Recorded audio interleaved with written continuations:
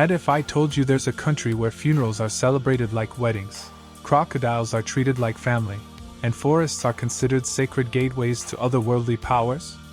Ghana is one of the most unique places on Earth, brimming with vibrant traditions, fascinating stories, and a culture unlike any other.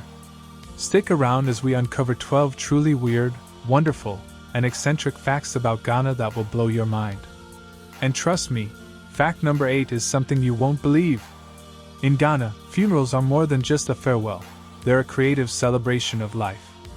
What makes them stand out is the use of fantasy coffins, custom designed to reflect the deceased's profession, passion, or personality. Fishermen might have fish-shaped coffins, while business owners may choose coffins shaped like cars or airplanes.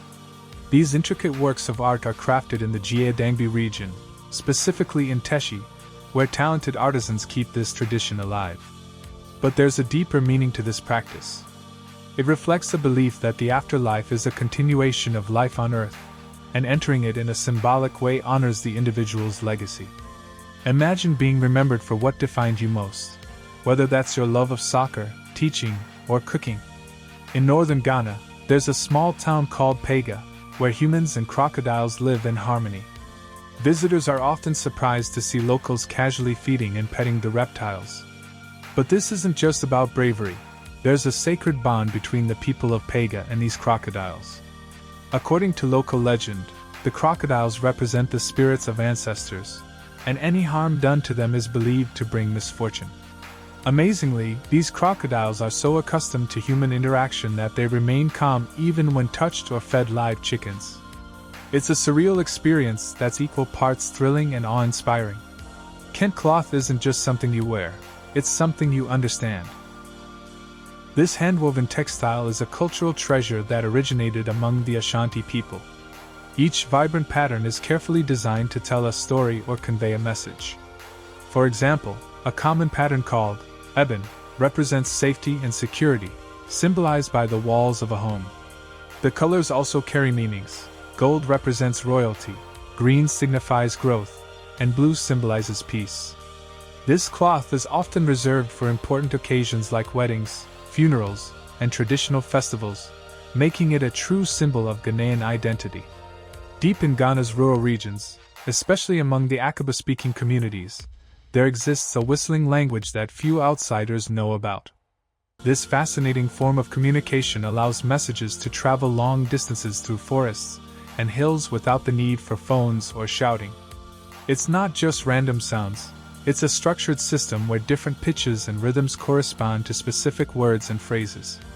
This whistling is often used during farming, hunting, or even festivals. Imagine holding a full conversation without uttering a single word. Homowo, which translates to hooting at hunger, is one of Ghana's most vibrant and meaningful festivals. Celebrated by the Shea people, it marks the end of famine and the beginning of a plentiful harvest season. The highlight of the festival is a grand feast featuring a dish called pakpa, made from steamed cornmeal and palm nut soup. The Shea people sprinkle this food around their homes to bless the land. The festival is also filled with energetic drumming, dancing, and parades. It's a time of unity, gratitude, and of course, lots of fun. Accra's Independence Arch is a monumental symbol of Ghana's freedom, but there's a quirky belief surrounding it. Locals say that only individuals who've graduated can walk directly under the arch. Others avoid it out of respect or superstition, as walking beneath it is seen as an act of claiming honor prematurely. This playful custom adds an interesting twist to an already powerful landmark. Whether you're a student dreaming of the day you'll walk under it or a tourist admiring its grandeur, the arch stands as a reminder of Ghana's historic victory over colonial rule.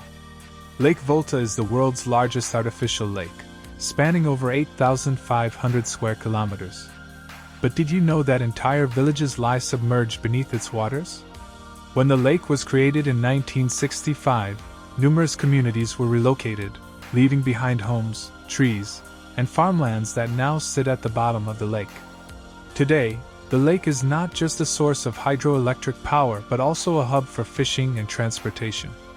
Exploring its vast waters feels like stepping into a hidden world filled with untold stories. In the Bono East region, The Tano Sacred Grove is a forest filled with shrines dedicated to the river god Tano. These shrines are said to hold mystical powers, attracting pilgrims seeking blessings for fertility, good fortune, and spiritual healing. Each shrine has its own set of rituals, often involving offerings like kola nuts or animal sacrifices. The forest itself feels otherworldly, with ancient trees towering over intricately carved stone altars. Ghana is home to one of the most famous folklore characters in African storytelling, Anansi the spider. Anansi is a trickster figure who uses his wit and cunning to outsmart others, often teaching moral lessons in the process. Stories about Anansi are passed down through generations and have even influenced African American and Caribbean folklore. These tales are more than just entertainment. They carry life lessons about resilience, resourcefulness, and justice. Imagine growing up listening to stories of a clever spider teaching you how to navigate life's challenges. In Ghanaian culture, chieftaincy is a deeply respected institution, and with it comes a unique tradition, the umbrella dance. During festivals or important ceremonies, chiefs are carried on palanquins under large, brightly colored umbrellas while dancers perform around them. The umbrellas are not just decorative, they symbolize authority and protection. The accompanying drumming and chanting create an electric atmosphere, making it a spectacle you won't forget. In Ghana, the day you're born determines your name. This tradition, practiced among the Akan people, assigns specific names based on the day of the week and the baby's gender.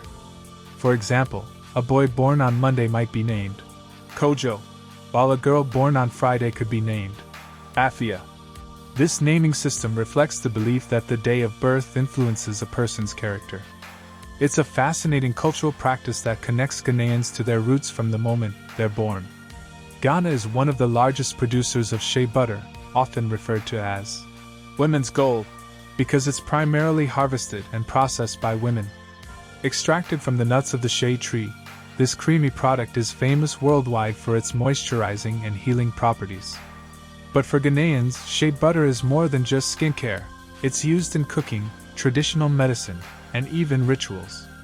Visiting the shea-producing regions in northern Ghana offers a glimpse into how this gold supports entire communities. Thanks for watching. Uncover the world, one eccentric country at a time. If these 12 weird and wonderful facts about Ghana left you amazed, don't forget to like this video and share it with your friends. Subscribe to the channel and hit the bell icon for more exciting travel content. Have you visited Ghana or learned something new today? Let me know in the comments. I'd love to hear your thoughts. See you in the next adventure.